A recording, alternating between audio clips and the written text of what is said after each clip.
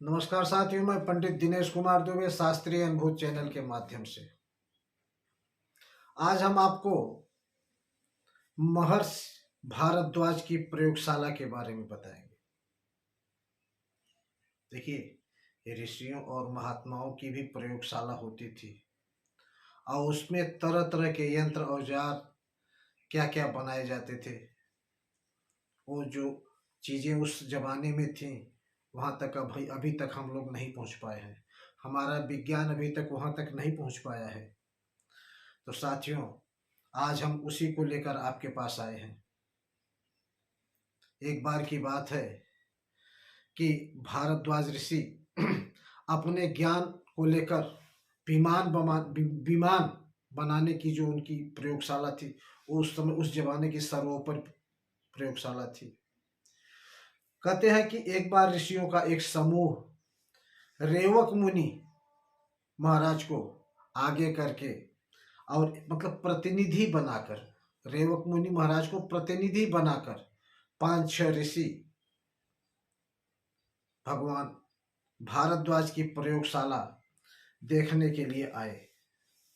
जब वे भारद्वाज के पास पहुंचे तो वहां उनका यथोचित सत्कार किया गया और उनसे आने का कारण पूछा गया।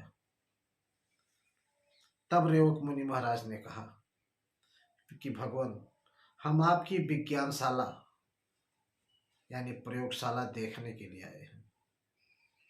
तब ब्रह्मचारी सुकेता, ब्रह्मचारी कवंत और ब्रह्मचारी सबरी, इन लोगों ने एक साथ कहा कि देखिए, आश्रम का एक नियम है कि बिना यज्ञ किए कोई व्यक्ति हमारी प्रयोगशाला को नहीं देख सकता है।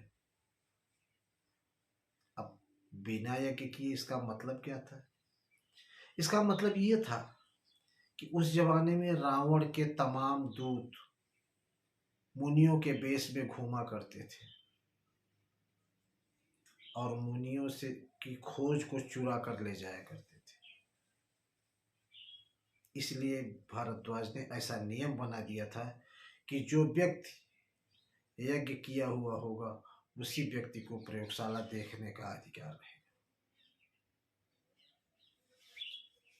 तो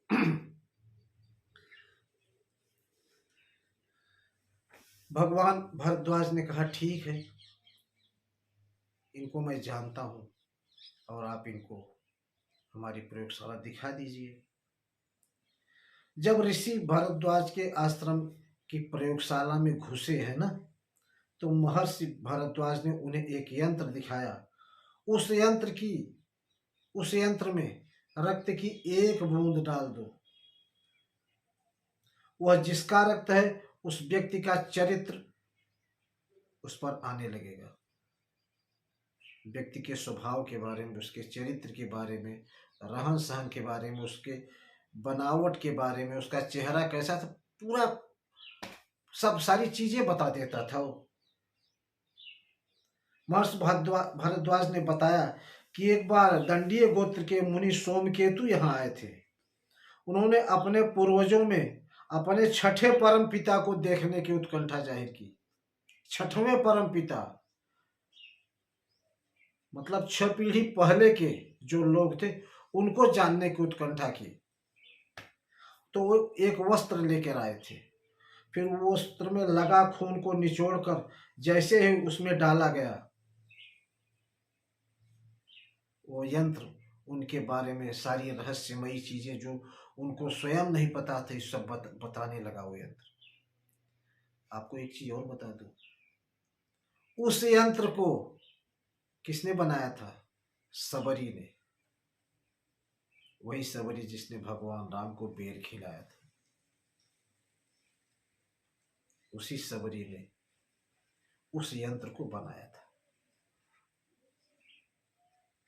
तो साथियों, उस जमाने में ऋषियों की प्रयोगशाला बहुत बेहतरीन हुआ करती थी। आपको लगता है कि हम अभी बहुत पीछे, बहुत आगे हैं, लेकिन हम अभी आगे नहीं हैं, बहुत पीछे हैं। हमारा जो सनातनीय विज्ञान था उससे हम बहुत पीछे हैं।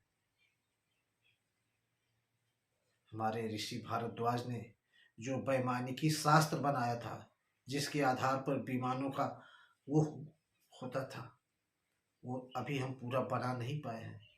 पहली बात। दूसरी बात, वो वैमानिकी शास्त्र भी अभी हमको लगता है कि पूर्णतया अधूरा है, हमको पूरा मिल नहीं पाया है। अगर मिला भी है तो लोग उस चीज को समझ नहीं रहे हैं। पुष्पक विमान बनाना, फूलों से विमान बना के उड़ा देना, ये महर्षि भारद्वाज की देन है। ऐसे तमाम अगणित कथाएं हैं। हम आपको हर एक बार एक छोटी छोटी चीजें बताते रहेंगे। आज के लिए इतना ही। धन्यवाद साथियों।